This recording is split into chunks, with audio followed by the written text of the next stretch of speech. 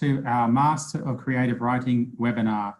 My name is Andrew. I work in the Future Students team at Macquarie University. We're going to wait just a couple of minutes for others to join us. We've still got a few people joining us. In the meantime, I'm going to launch a poll. We're curious to find out where you're based, whether you're based in Sydney, whether you're based in regional New South Wales, interstate or overseas. So I'm just going to launch a poll now. While we're waiting for others, you may just want to take the opportunity to answer the question. So that should hopefully have appeared on screen now. I'll give people 30 seconds or so to answer that.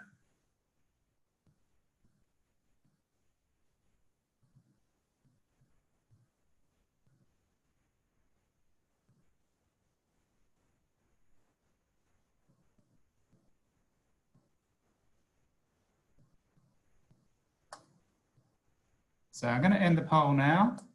Let's see what the results are, and we can see, let's share those with you.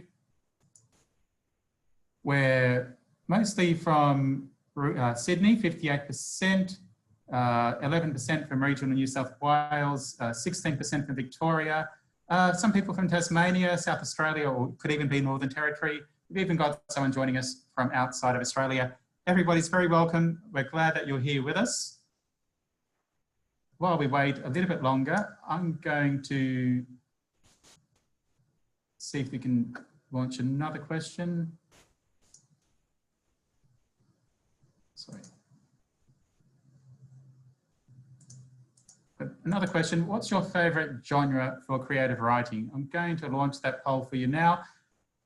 You can answer you can give more than one answer here. It's multi-choice. It just gives us a bit of a flavour for the interests of people who are visiting today. So that's there for you to answer now. Poetry, plays, fantasy, the mixture of form, genre form.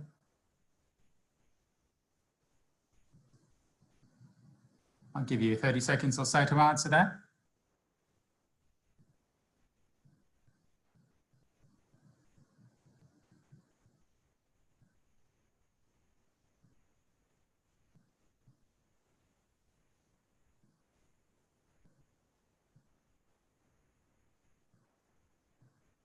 Okay, let's end that and I'll share the results with you. We have most popular would be historical, 32%, drama, 27%, fantasy, 27%, science fiction and romance, both 23%, as is non-fiction, children's, 14%, crime, 9%, poetry, 23%. So I hope that gives you a bit of an idea of where people are coming from today.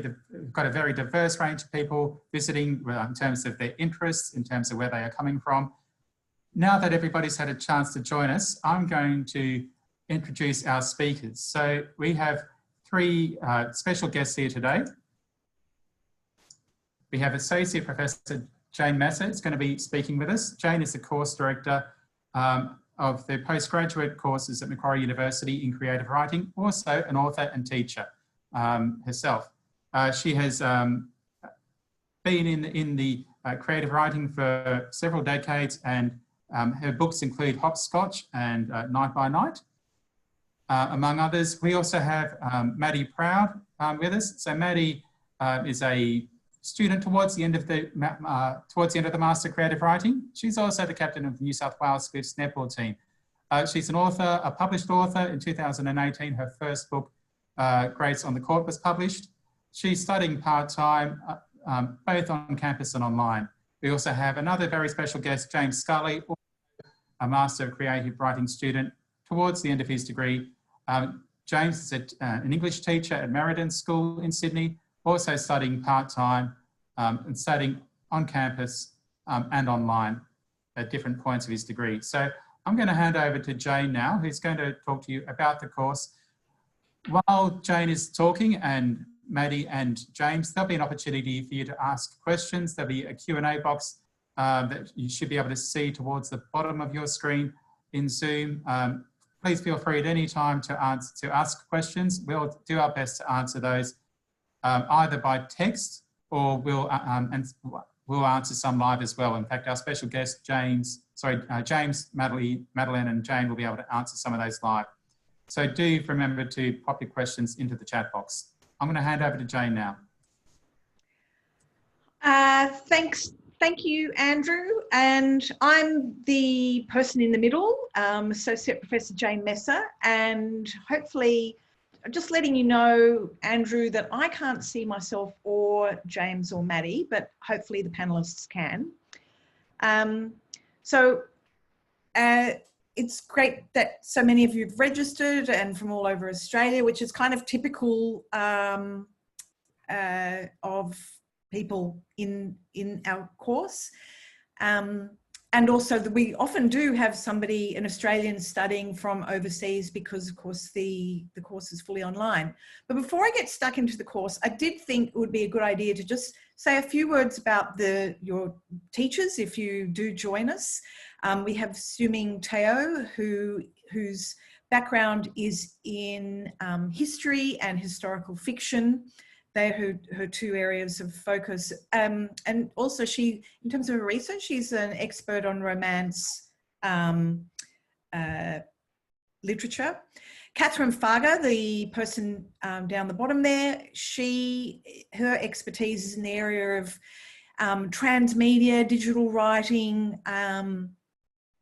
and everything kind of interactive and very, very modern. Michelle Hammerdash, her area is in fiction, non-fiction, literary journals. She's one of our very, very experienced teachers. And Marcel Freeman down in the bottom right corner has been a colleague of mine for many, many years, and her area of focus is poetry. So I just am going to quickly have a look at my gallery view. Perfect.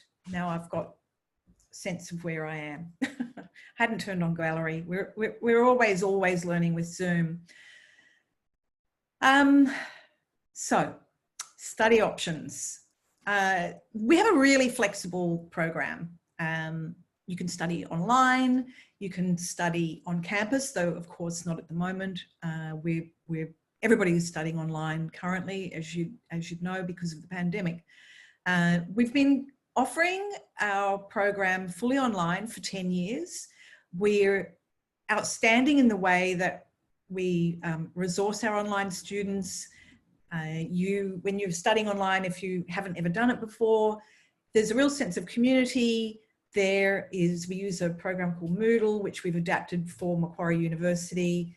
You have really well curated discussion areas, writing workshops.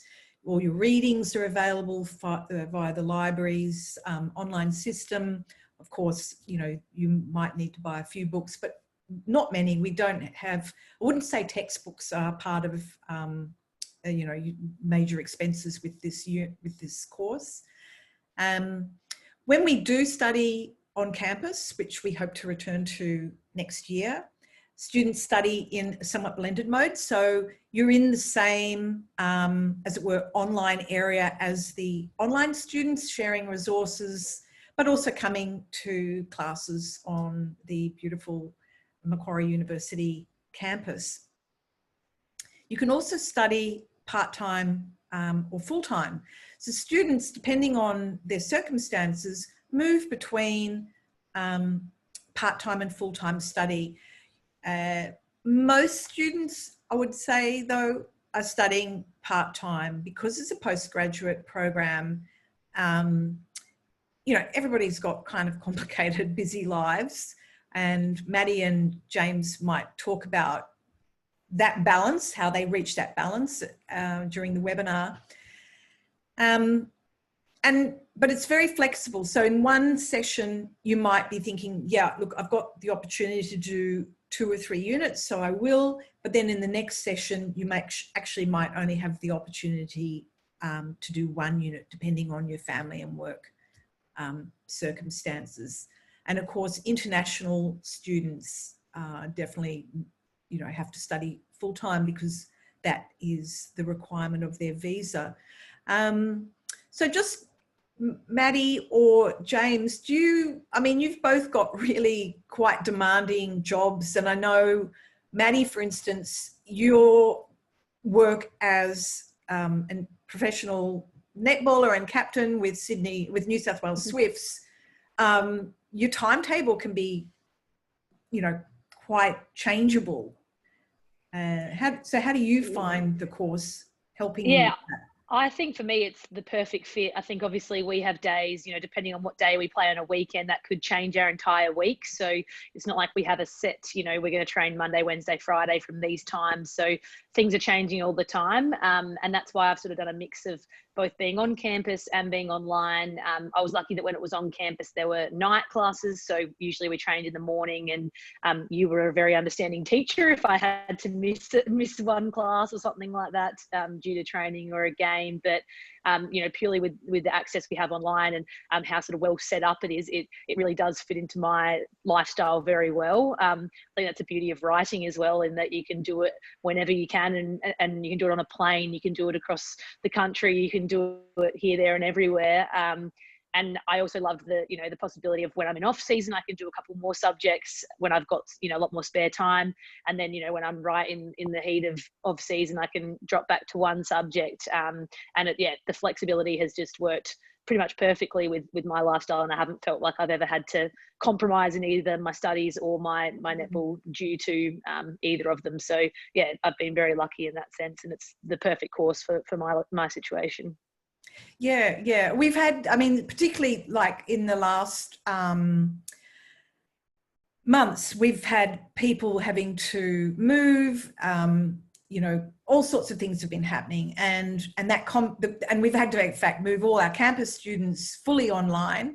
What we've done there is offering some Zoom classes. So of course, it's not the same as being in the same room as people when you're on campus, but we, like everyone, we're using Zoom more and more. Good. Here's James. So I was hoping that you'd be there. So James, can you hear me? Yes. Yes. Okay. So, you are as all high school teachers of English are, and I know you teach senior students, year 12. How have you found the course helping with that kind of balance of work and study?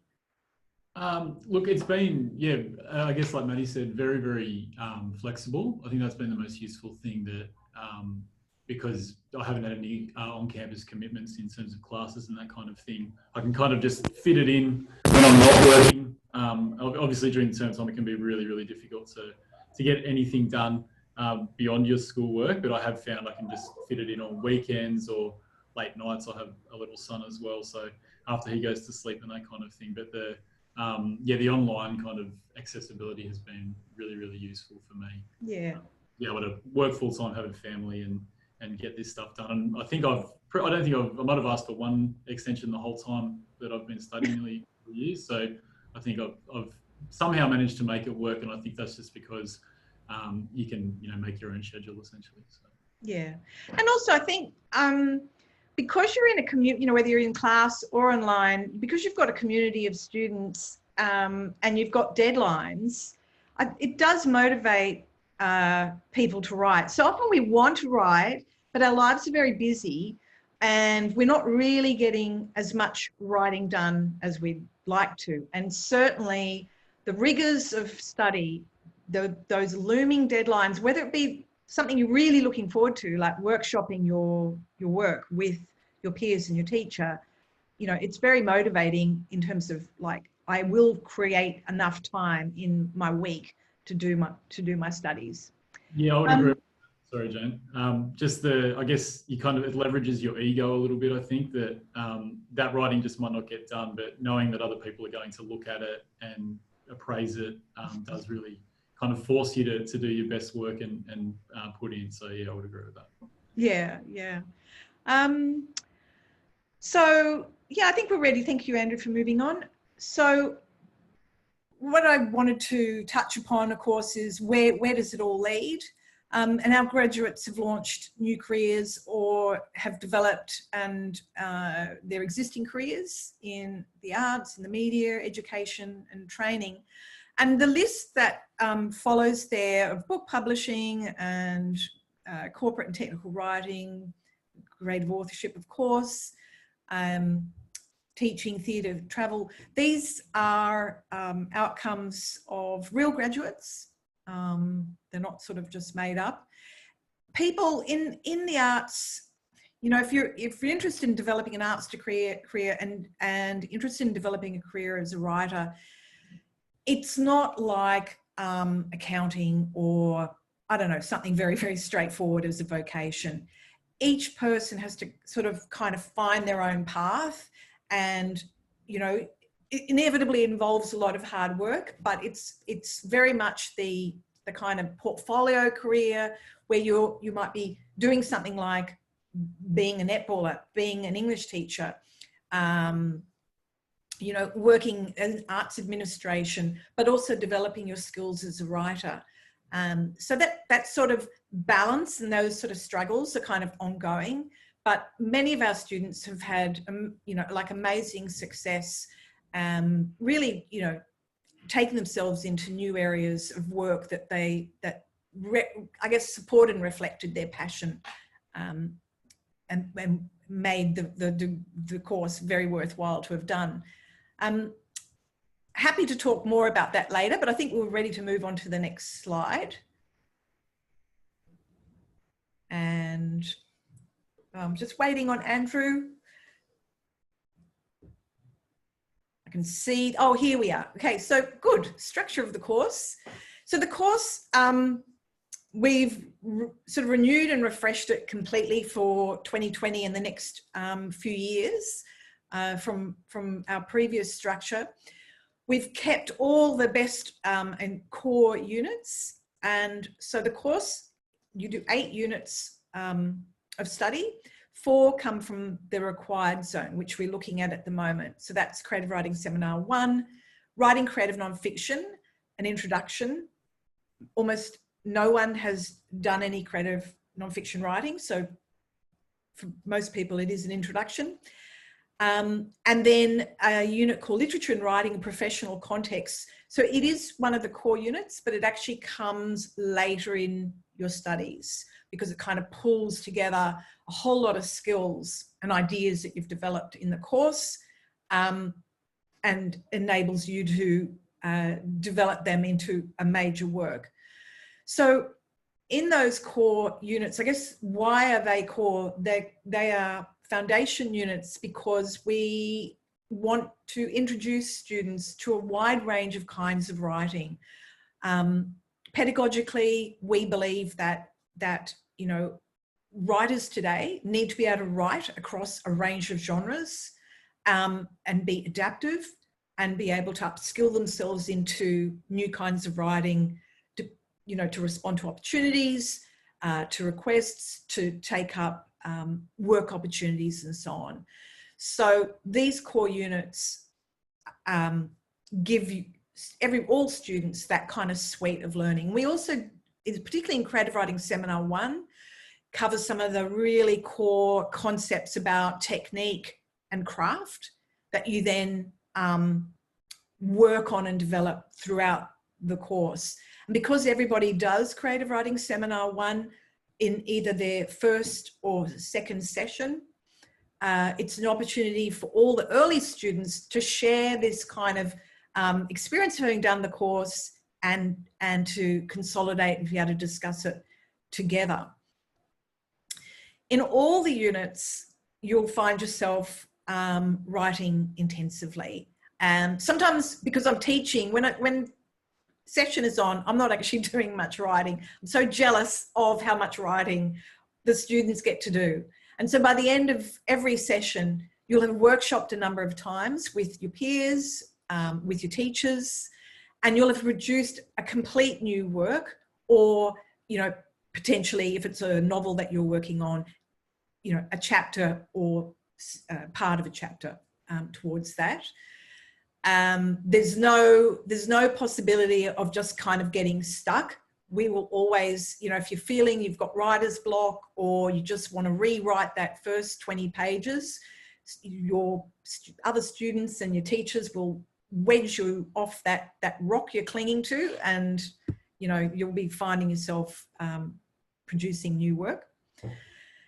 And I just have a comment there at the bottom of that slide, because I know that a lot of people want to write, writing novels, and they want to be able to continue that work. Maddie was one of these. So for instance, Maddie, you'd finished your first book, Grace on the Court, but was wanting to write your second book in the series as part of the program. So do you want to just talk a little bit about that process of how you integrated working on the new long work while also studying a range of units? Yeah, and I think for me, that was probably one of the things that I was a bit like hesitant about going into the course, was that I didn't have a huge background in English or writing. I'd done it at school. I'd done an undergrad in sort of business and marketing, and then obviously had written this book on the side, which I kind of in some ways was worried I'd just fluked it because it took so long to get published, and it was sort of a real long process in terms of with the editing and everything like that. And so I was a bit sort of scared going into it, being like, am I, cut out for this? And just because I've got a book published doesn't necessarily mean that I have the writing skills. And even looking down that list, you touch on things like poetry and short form and all of that, which I'd never even experienced before. So for me, I just think, we've even discussed it, myself and Jane, that, even when you read the second book in the series, the first book, you can tell that as a writer, I've come so far. And I think, even just in the creative writing seminar 1, you learn so much about the basics and things like focalization, which you guys might not know much about now, but I had no idea. I've never even heard the word, and I didn't even realize how much that related to things that I'd done in my first book, and then helped me with the second. But I guess in terms of actually writing the second book, it was amazing because, like you talked about with pushing through, there were probably times when, had I not been doing the course, I'd be writing the second book and I probably wouldn't have touched it for months because I'd get a block or something like that. But yeah, you have your classmates, you have your teachers that are there to always help you through it. And it meant that by the end of, I think a year maybe the first year, had already finished the first draft of that manuscript. And it was kind of like free editing in a way, because you got your students to help you, your peers to help you, Jane to help you. And yeah, I think the end product at the end of that first year was 100 times better than it would have been had I never touched on that before. And even with the professional context project as well, got to make a podcast out of the first subject, the first book, which again was something I never would have even thought of doing had it not been for the course. Yeah. And so I might touch on the language and writing professional context in a moment with that podcast. But James, you started the course with different ideas and different writing background, because you'd been working on a couple of smaller projects, but you've really diversified.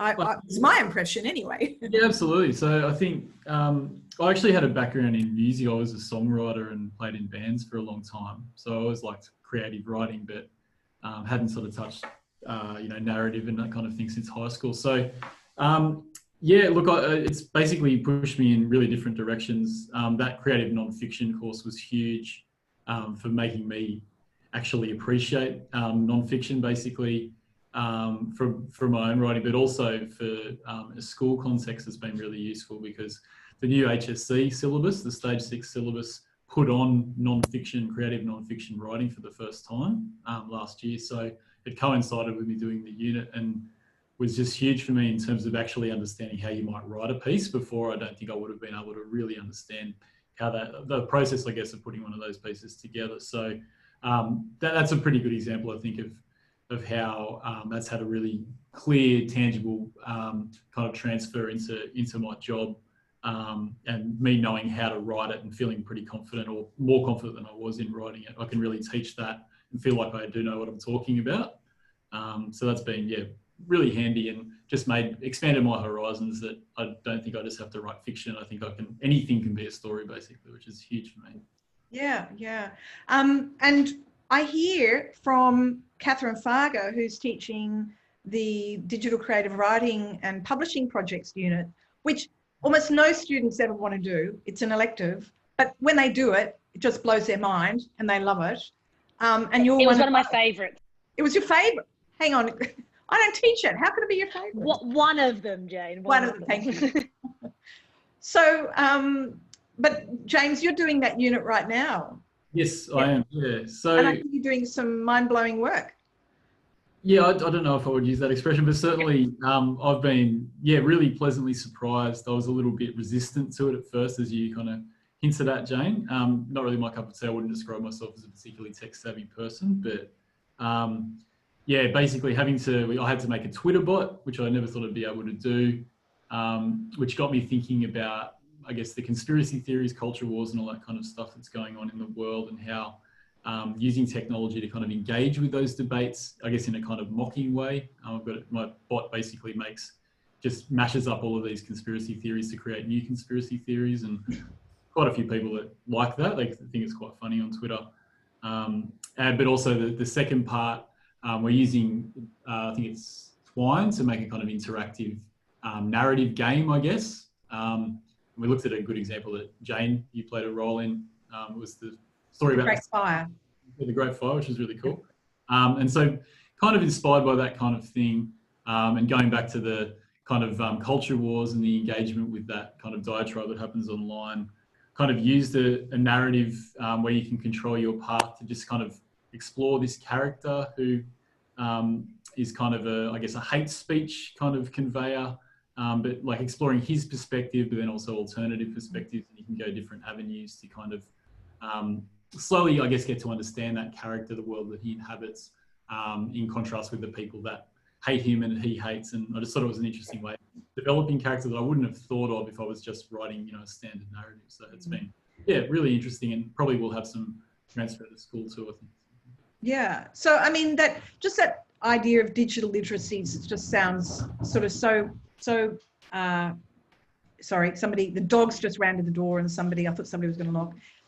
The notion that, you're developing your digital literacies in this course, as well as your creative writing, kind of like antithetical to, the essence of creative writing. But actually today it's not. And, we're seeing, for instance, during COVID, how so many artists and writers, musicians are having to, because they can't present themselves and their work in usual ways because we can't go out, are having to use a whole range of digital media. And so, one of the core aims of the course, as I've mentioned before, is to encourage students to be flexible. And even if you just touch upon a different genre, an unfamiliar genre, whether it be poetry or writing an interactive narrative, you've had that experience. And if you have an opportunity later, or you have a creative idea later, and you'll be able to then think, actually, I can see a way into how I could produce that idea, how I could extend it. Of course, other people, they're just, which is fine. I'm a novelist. I'm passionate about the novel. If students say, the novel is my passion, or poetry is my passion, we totally get that as well. So just to touch on the podcast. So the podcast that Madeline mentioned, in our, what we call a capstone unit, students do different kinds of major works. It's not actually a creative work, but it's one where you get to professionalize yourself in some way. So what Maddie did was a podcast about her book, Grace on the Court, where will you tell them what you do in your podcast? Yeah, so I guess I've actually got the book here just so people know what sort of like it's for young girls. So it's like about a young girl starting high school and playing netball. And obviously in the position that I'm in, we interact a lot with young girls sort of from 8 to 14-year-olds that, love netball and come to our games and interact with us on social media and things like that. So I'd always thought about, potentially doing an audio book or something along those lines. And as I was kind of in the process of coming up with a project for the Professional Context project, we sort of thought that an audiobook was a bit restrictive and obviously was going to require a lot more technical work, I guess.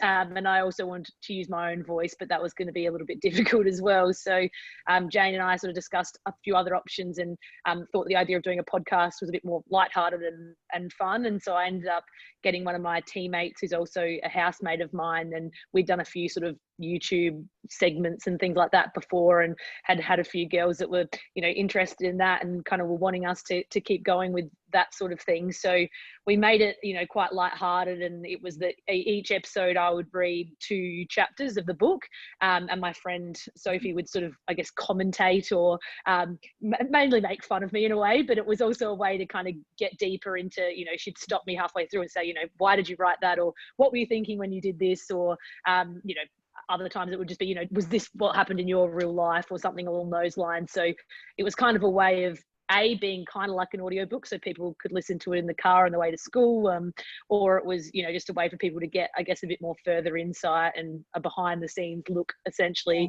at the book. And yeah, it had quite a good reception in the end. I've had a lot of people that said that they listened to it with their kids, you know, their daughters on the way to school, or, you know, girls that never would have been able to read properly, you know, had listened to the podcast and read along as they did it. So yeah. It was so good. And we've had in that unit, teachers can do a curriculum. We do all sorts of professionalizing things. Now, I know you've got quite a few questions to ask. I'll just add, sorry, quickly, Jane, with that as well. For the podcast, I was able to use a studio at the university, so all of that was provided, and I had a guy that helped sort of, I did the editing, but he helped with the, you know, recording, and that was another bonus, was that you could do it all from the uni. Yeah, no, because Macquarie has really, in the Faculty of Arts, we have really, really excellent studio facilities for student projects, and really brilliant technical AVI, IT staff to help students realise those projects.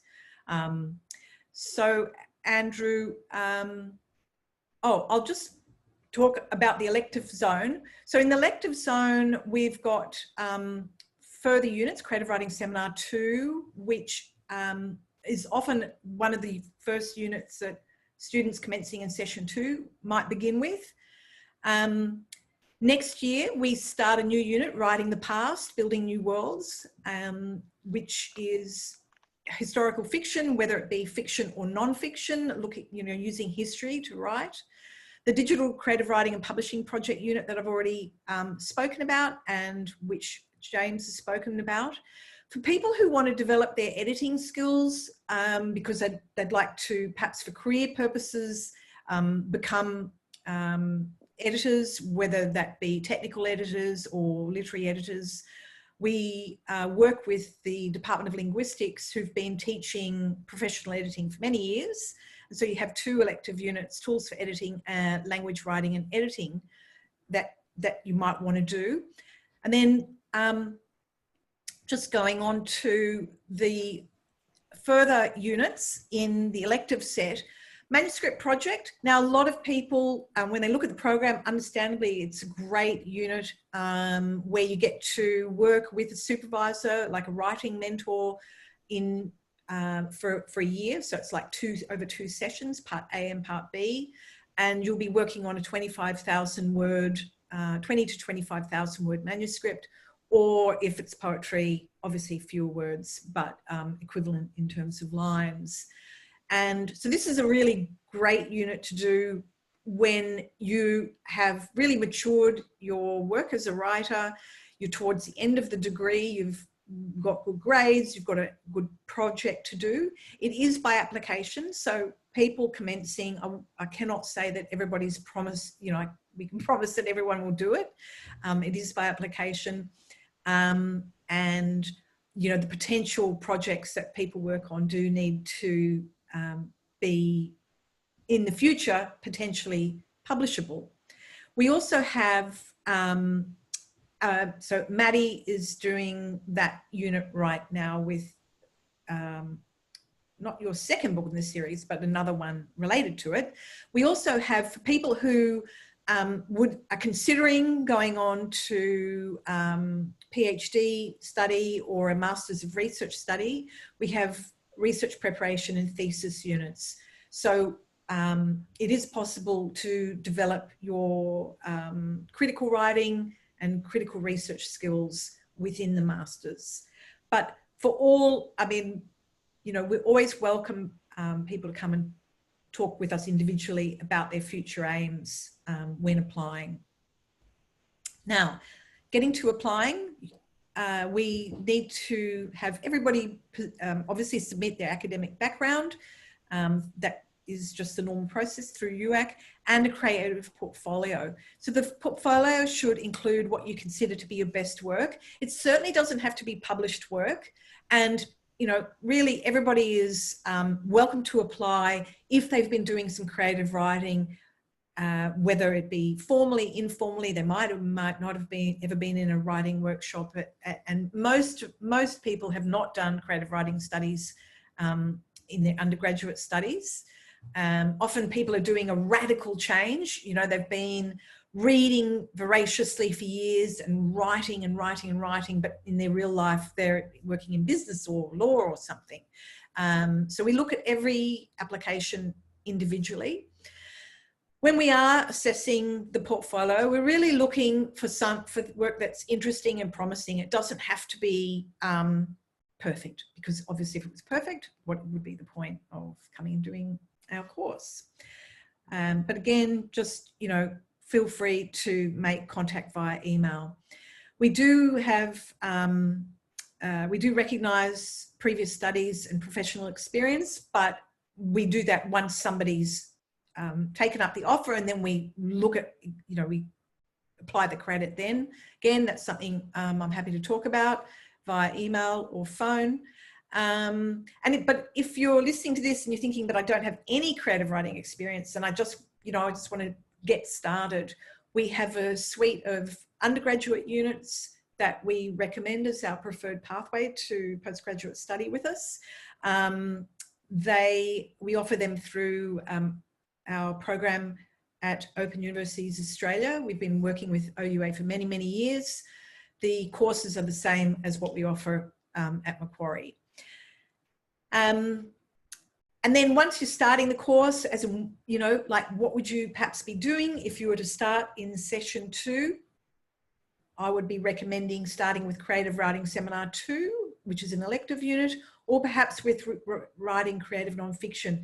So when you're thinking about it and estimating how much work it would be, for instance, if you're working full time, each unit, the university recommends that you put aside about 12 hours of study, and it might be more, you know, if you really want to do a lot of writing, 12 hours a week. So you can see that it's a commitment,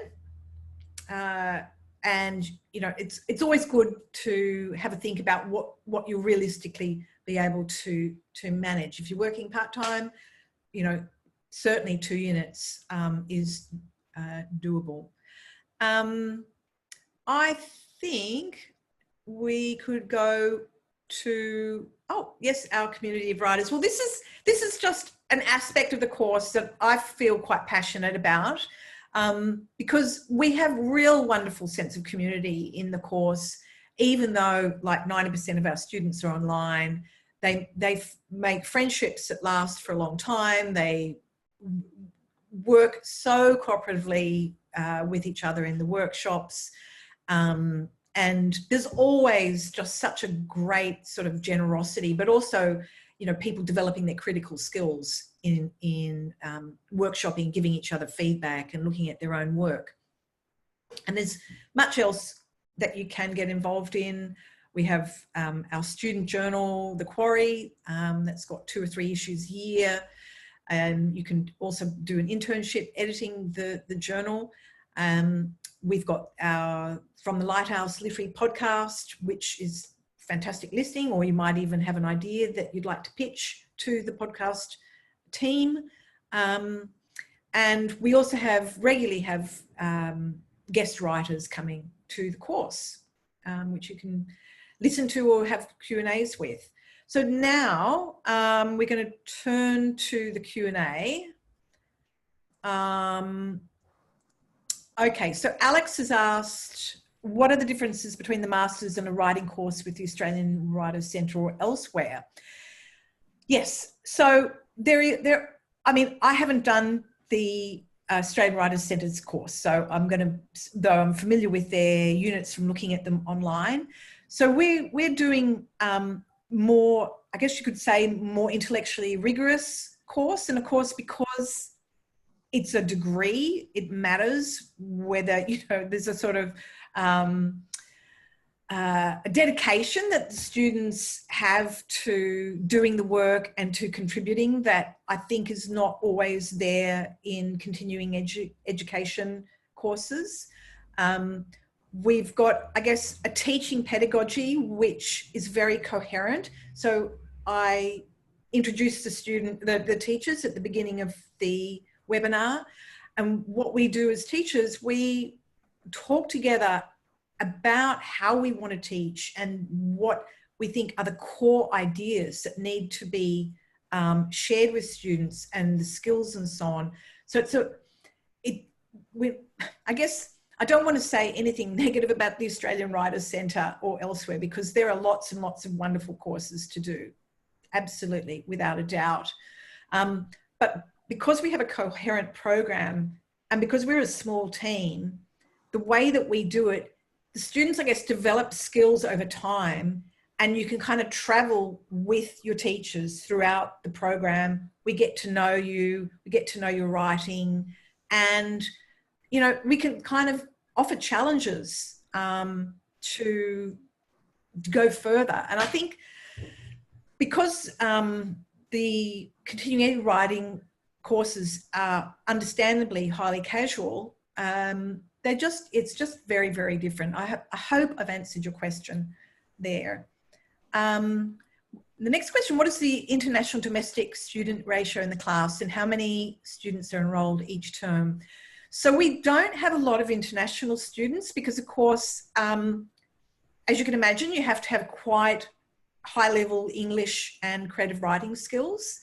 So we would probably have sort of 1 to 2 per year. Maybe we've had a big year and had 3. I think we've actually have 3 students currently, one from the US, Nigeria, and India, I think. So I love our international students to come because they completely enlarge our understanding of what writing is. But yeah, it is quite difficult to be an international student when you're applying, because you know, your English may be your second language. And how many students are enrolled each term? So depending, if it's the campus class, we usually only have, I don't know, about 7, 8 in a class. When we're doing the online class, even when I've had a big enrollment, say of 40, you tend to only work in small groups of about 10. So you might be meeting, sort of depending on what's happening, between 7 and 12 students at any one time. So I never want it to be kind of too overwhelming, you know, feeling like, God, who are all these people? And trying to keep up with all the noise that creates. So one slide, oh no, here, have we seen someone embarked in their career as a professional semi-pro writer after this course?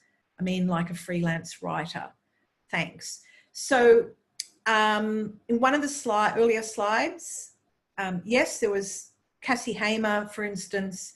She has developed a website. She started reviewing books. She's got, you've heard of people who kind of they start reviewing books or records or whatever, and then they get sent free books. And so she's got quite a big thing happening there. She's also gone on to publish a number of books, 2 of them with HarperCollins. We've had, lots of people. Well, our most famous graduate, of course, is Leanne Moriarty. But lots of people have, gone into different kinds of businesses. To be honest, my mind has gone completely blank because I'm looking at this huge list of Q&A questions, but I'll try and return to that in a moment. One slide, this is Emma, mentioned the all on-campus classes are evening classes. So yes, because most of our students are working, our evening classes start at 6. Sometimes we've had them start at 6:30, but you know, it's a 2-hour class and we don't want to get home too late and end up being too tired. So the online classes are not synchronous. So the great thing about that means that an online class, so just say we've got a campus class, it'll be Tuesday night, for instance, or Thursday night, never Friday night, don't worry, 6 to 8. The online classes, as it were, which are not synchronous, the week starts on Monday morning and it finishes on Sunday evening.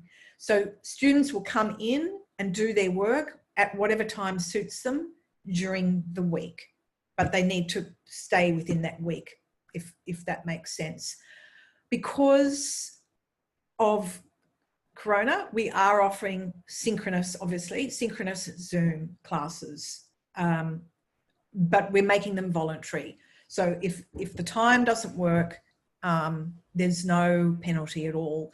But we found that both campus students and some online students have been taking up that option to do the Zoom classes. Another question, if I'm keen to become a children's book writer, like being an author and illustrator, is this a course a good option for me? I don't have much digital literacy in terms of doing digital illustration. We don't, look, this is how I would approach that question. The skills that you need to be a picture book writer or any writer for children are key skills in terms of developing a notion of what the story is, developing character, understanding how language works, and those sorts of things. Picture books, however, are also a very specialised set of skills, because you need to understand how the text and the image interact.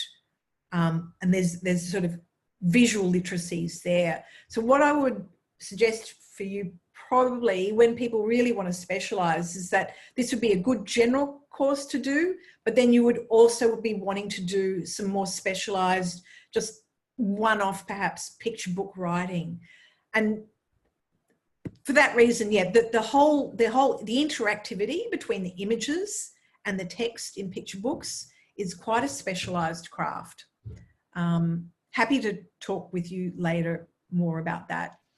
And I remember we actually had someone in a class once, I can't remember her name, the girl that had, done illustration, and then she'd kind of come into the masters or was doing this to kind of perfect the writing skills as well. So I remember that she'd sort of, crossed over between both, but obviously had a background already in illustration.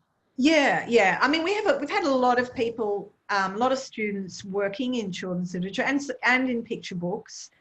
I think the skills that, the writing that you do is so core that you use it in whatever genre that you're working in. But yeah, we don't go into the images as such. Can we use current work in progress for the manuscript project? Yes and no. When you start the course, so manuscript project would always be a unit that you're doing later on, after you've done the core units, not at the beginning.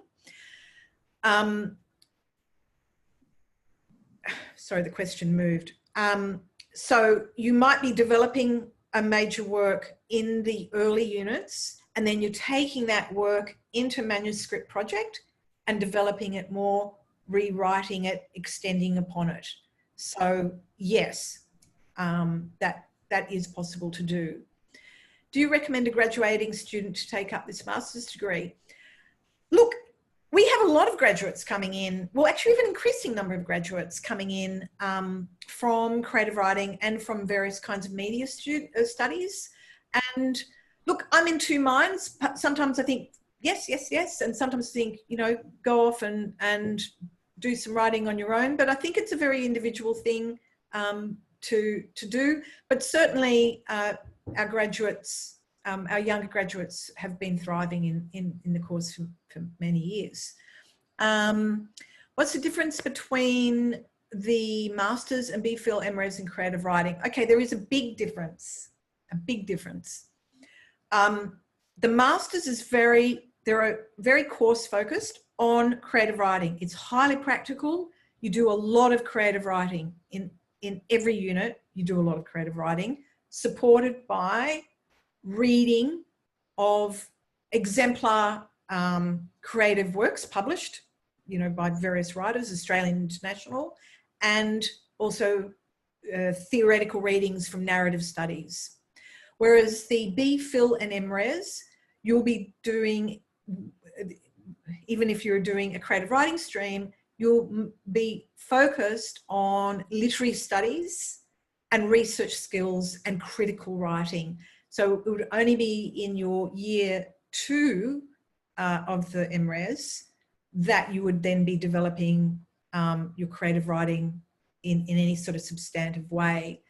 So if creative writing is your first passion and what you really want to work in, I would be saying start with the Masters in Creative Writing. Again, happy to talk in a one-on-one about that further. Now there's a question for James. James, can you share how this course has been helping you as a teacher? And yes, so the biggest thing I think I'd say is that Jane mentioned the craft of writing that gets covered kind of from the beginning of the course. I think that's the biggest thing, is that, and again, they did actually change the English syllabus to include a unit called the craft of writing right around the time that I started doing the degree. So it's been hugely helpful for me in that I think before that, and I think some teachers still have a tendency to think about writing as a kind of nebulous process. We might give instructions like just write, just sit down and write and see what comes, without being able to give that really kind of deliberate, structured kind of advice. And I think that now I can genuinely see that there are, you know, tangible structures, things that you can do to guide students to be able to write well-crafted stories. So I feel like I'm much more able to, you know, structure a class, structure a unit of work where there are a certain set of skills, a certain set of ideas or understandings that they have to have, that I'm able to pass on to them, which I just wasn't able to do before. And so I think the fact that the syllabus has changed, it acknowledged that idea that rather than seeing writing as some kind of work of genius that's grasping ideas from the ether, that there's a set of processes that we can follow that will help you to really improve as a writer. And that's a huge thing in the syllabus. It's a belief that I have as well, but I really wouldn't be able to do that anywhere near as well if I hadn't done the course. So it's been huge for my teaching, I think. I mean, a lot of the students who are English teachers are able to take resources and techniques from what we do directly into their classrooms and adapt them and get new ideas and develop their own curriculum. So I'm quite proud of the fact that it's such an ongoing sort of long-lasting resource, whether, you know, it sustains you in the teacher's own creative writing as a writer, but also in their teaching practice. Alana has said, okay, so there's no option to provide your creative portfolio. Just send it to me. You can just email it to me and let me know that you're applying. And at the end of this, their email details for me.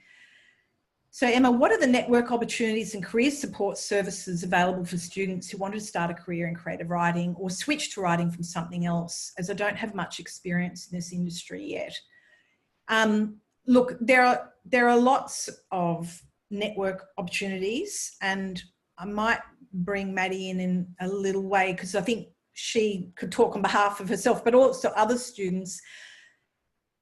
Look, creative writing, it's a freelancer's gig. So you do have to start becoming proactive about thinking, how will I get those network opportunities? But certainly we're always talking about them. We're constantly bringing all our students opportunities as they arise, but then they're also within the structure of the course. We've got the Macquarie, we've got the podcast series, we've got the literature and professional context unit, which really, you know, asks people to get out there and do something that is professionalizing their interest as a writer. So for instance, one of the current students, she wanted to have a manuscript assessment and for her work, right?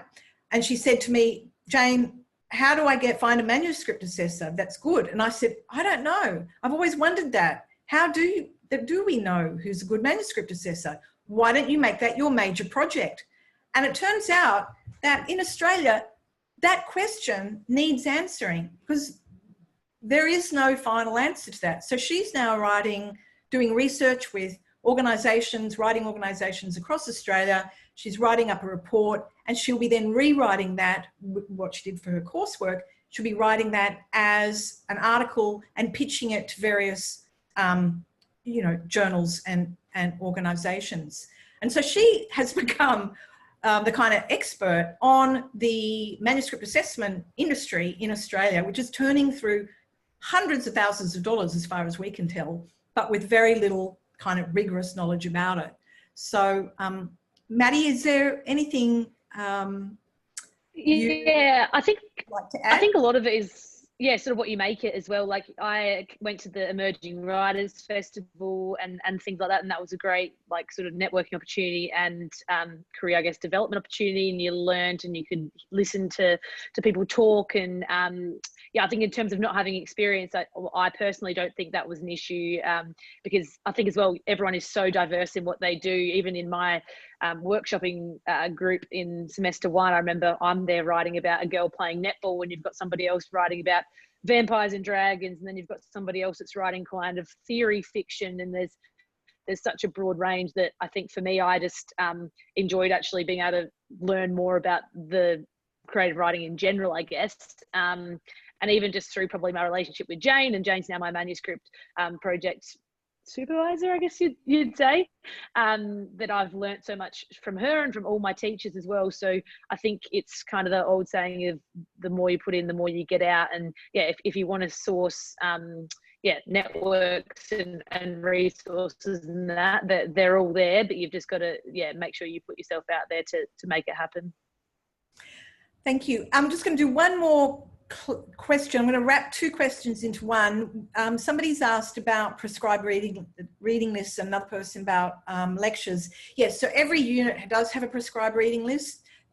These, are made available before the class starts, and there are lectures for all the units. They, vary, of course, in terms of how they're presented. And yeah, it's a regular kind of university course in that way. There's a lot of reading, there's a lot of writing, and there's a little bit of, there's also some listening, but it's mainly seminar based. It's basically driven by the students' engagement and discussions and creative writing workshopping. So I think we can answer further questions after we finish the webinar. We'll do that in writing, and in the Q&A area, I think that is what I'm being told.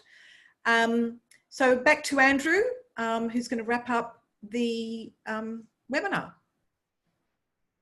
Thank you very much, Jane. Thank you very much, Maddie. Thank you very much, James, as well. Yeah, we've had lots of questions today. Sorry we haven't been able to get through all of them. We will endeavour to answer them all by email if we haven't answered them already. There's a little bit more information here on the slide here. If you have any more questions, please do contact us. We've got a phone number there or an email address, postgraduate@mq.edu.au. If you've got a question specifically for Jane, we can pass that on to Jane. It's also possible to book a one-on-one 30-minute consultations. You can see the web address there to do so. So if you have any more questions that we haven't answered today or that we won't, some we'll answer as soon as we can after this presentation. If you have any more questions, please don't hesitate to contact us. Thank you once again to our special guests today. We look forward to welcoming everybody who's visited us today, who's viewed this webinar at Macquarie University. If not in session 2, then hopefully sometime soon. Thank you very much. Thank you. Thanks, everyone.